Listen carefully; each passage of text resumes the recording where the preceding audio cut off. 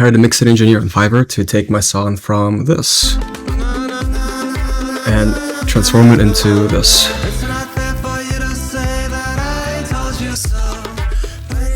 Before. And this is after. I'm gonna walk you through the reasons why I chose and how I went about getting somebody on Fiverr to do this. 2, I'm gonna walk you through the before and after comparison. 3, I'm gonna also include the different iterations along each way. And then I'm also going to talk about some of the things that I feel like I could probably still finish up. Definitely lessons for next time. 3 reasons why I wanted to hire somebody to do this. 1 is I was just getting a lot of ear fatigue, kept kind of boosting up the lows and the extreme highs just because I wanted it brighter and punchier. And I realized like, hey, this just doesn't sound good when I'm playing it on a different system. And I'm going to hire somebody else's ears to do this. The second reason, I was just spending way too much of my time on the mixture of the different sounds. Something would stick out to me and then would get distracted. The second I committed to hiring somebody to do this, I just powered through the rest of the arrangement.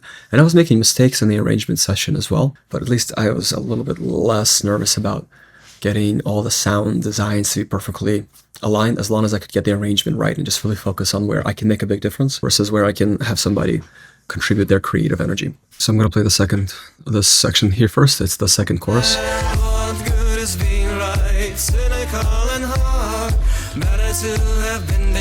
And you can kind of see that this is the classic example of ear fatigue. I took out the mid scopes here, I got the highs all the way up here, and that's what I tend to struggle with the most, is both I tend to make the low end a little too high because I'm mixing in my AirPods, and then those highs are going to be over exaggerated.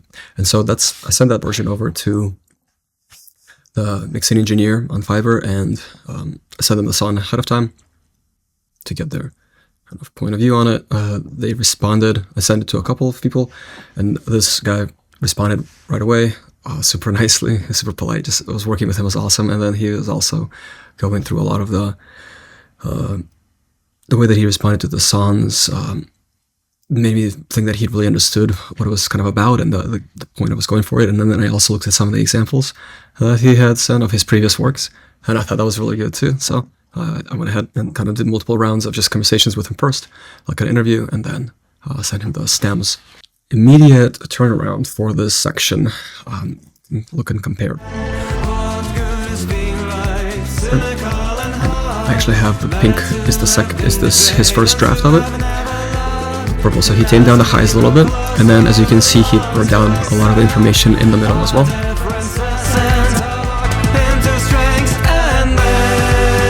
And then the highs here, I think that's just because the MP3 cut off the highs on my side at about 14K. And so the first couple of points of feedback that I gave him were, 1, the sub. If you actually take a look at it, the sub is a little too oppressive in this section, and not just in kind of the end, it's definitely more tame than mine, which is great, but when we were playing it on a different version, let's say I played it on my car, it was just way too loud. Provided that feedback to him pretty much right away, and he corrected it right in the second iteration of it, and we should actually take a look and see what that second iteration looked like compared to the first version of it. See, so he rolled off the slow end here. And then he also messed a little bit with some of this information here, and the reason that I wanted that, it actually became pretty difficult to hear the vocals, and when you have headphones in, it's a lot easier, but a lot of times you want to listen to it on multiple sources, and when I listen to it on my phone, especially for people, when I played it for people who haven't heard the song before, some sections of it were really hard to make up the vocal.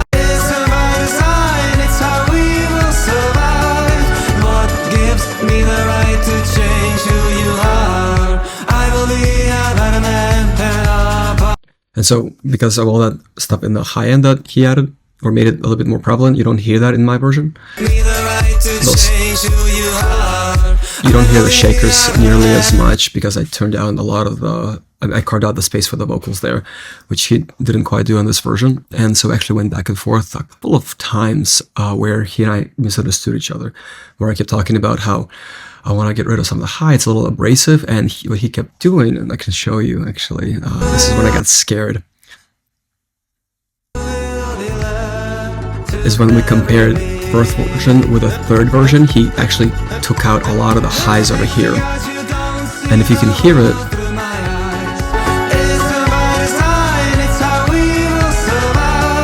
this is when I started to get worried, because it almost started a little bit in space. If you can picture that curve in your head, it was pretty much flat. Versus we actually want more of a dancey smile effect. And what I realized is that we're just talking about different things here. Right? We're talking about... I was telling him that it sounds abrasive, and so what he can do when he's taking out the high end here in about 8 to 10 to 15,000, and that's not where you want to take out a ton, because that's where the brightness comes in. I went through with an actual EQ myself and showed him a little bit of what I want that curve to look like, and I actually took a screenshot of this, and this guy was awesome just right away, like, yeah, I can do this, no problem at all. So the main thing is, when I was talking about the harshness and the brightness, most of us know that it's usually around the 1 to the 3,000 range. That's where you get the highest, especially if you blast this very loudly.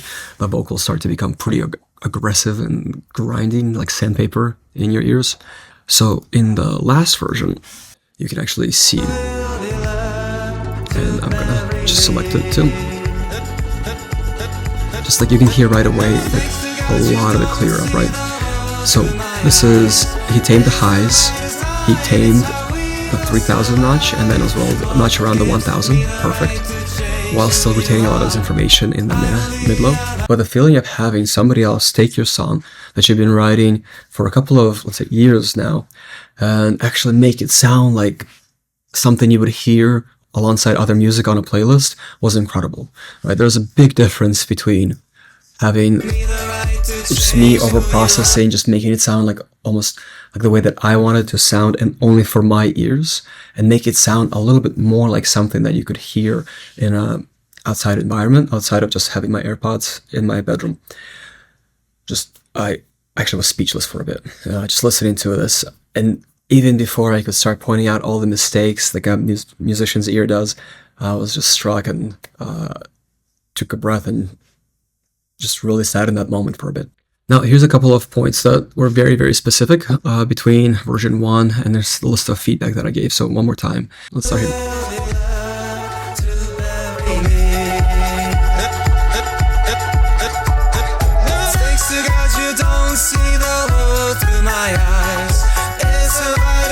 Now, if you could hear in this last section, I took the guitar out completely and made it really quiet. And then what I also did is...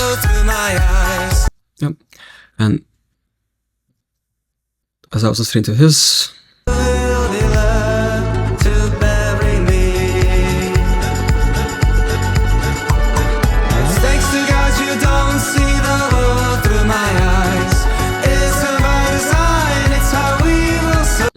And you don't even realize that the guitar is missing in this version, which is awesome because he fills it up with a bunch of the other instruments, which was fine, because the reason I removed the guitar is because it was too cluttered.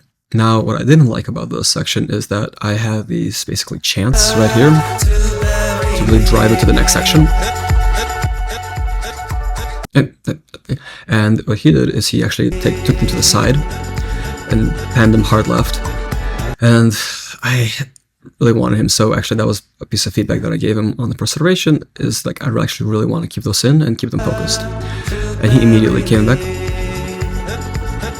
centered them, provided them, and I also added the point that I actually really wanted to make sure that we got this little hit here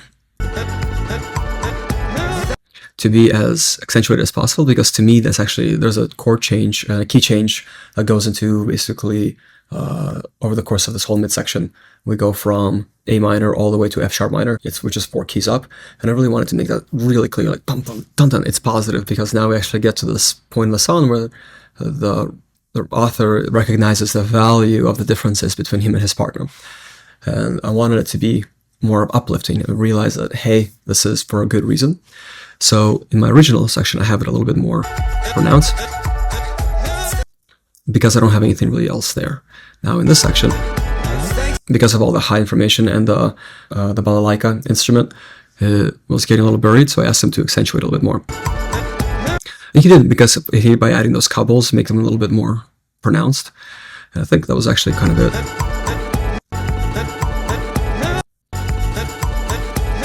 I remember in my feedback I was trying to make it very clear that this is supposed to be more like a bop, bop, bop, bop, and not as much of a glide into the new version, into the new verse, but more of a bop, bop, bop, bop. And I was trying to find the right words for it, but he understood it. Fabio understood exactly what I meant by that, which is awesome.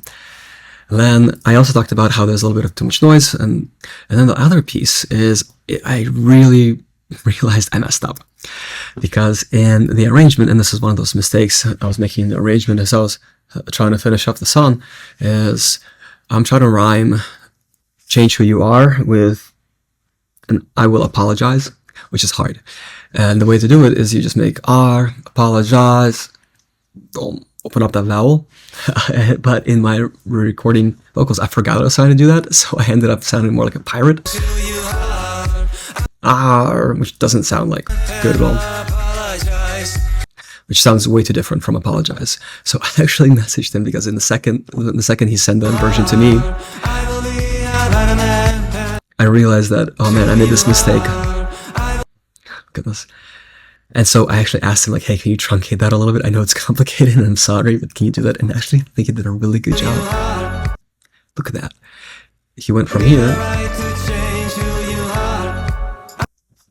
Right? Originally it was this. And now instead, change who you are. Done. That was awesome. Really appreciate it. One of the things that I noticed was the frequencies, some of the harshness or the vocals not coming through, because I was listening on multiple devices.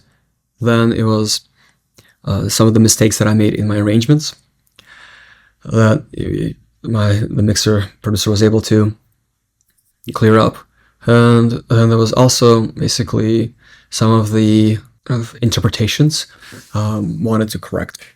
So it became as much about the song and the sounds and the frequencies as about the energy and the message or the emotion trying to convey it. Some of the things that I think still could be worked on. And the first one is, I'm just going to flat out and say it, I think it could use a little bit more of the disco smile.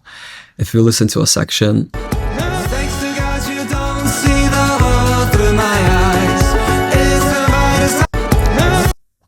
what I want to do is, if I were to slowly glide up the scale and give it a little curve, it just sounds better. It just still sounds better to me. And the worst part happens is when you turn it off.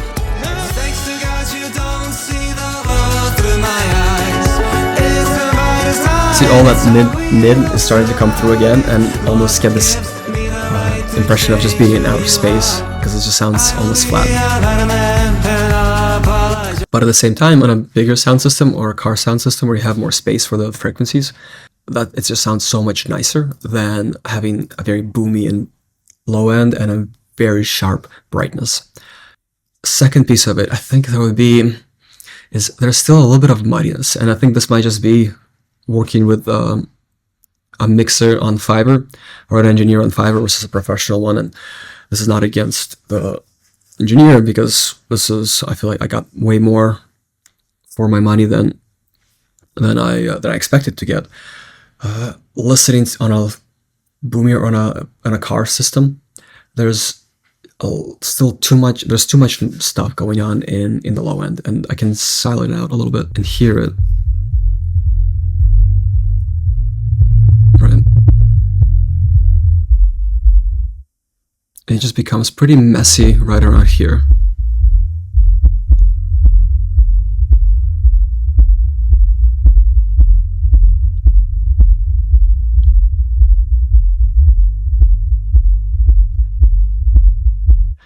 What I did my next song is I made sure that my bass parts were a little bit shorter, so I'd cut them off just a little bit before the end of the note, more than I thought I needed to.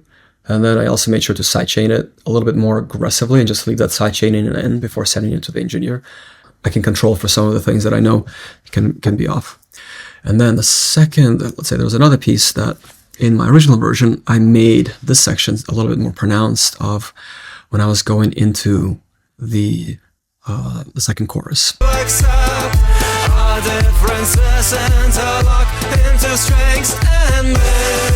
that little part right here. Dum dum dum, and there's multiple layers there of the bass sound and the little fattiness on the bass from OTT. It sounds awesome, which ended up basically getting removed as part of this mixing. Now, he compensated for it by making the sound effects a little bit louder, that little clicking of the clock sound. You can hear on the kind of right and left side like a sound. I still think I liked the interruption piece of it. I liked how it sounded.